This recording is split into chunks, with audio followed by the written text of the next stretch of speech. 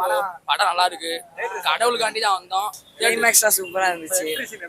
Entry scene வெறியா இருந்துச்சு, பயங்கரமா செம்மையா கத்துன. திரும்பி பார்த்தால சந்தோஷம். கடவுளே அஜித் ப்ரோ.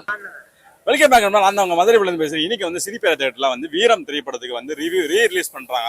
ஸோ இந்த ரீ-ரிலீஸ் ரிவ்யூ எப்படி இருக்குன்றதை பார்க்கறதுக்கு நீங்கள் ஆர்வமாக இருக்கீங்க, நானும் ரொம்ப ஆர்வமாக இருக்கேன்.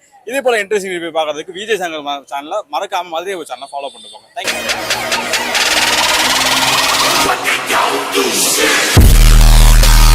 அஜித் படம் எப்பவுமே சொல்லவே தேவையில்லை, சூப்பரா தான் இருக்கும்.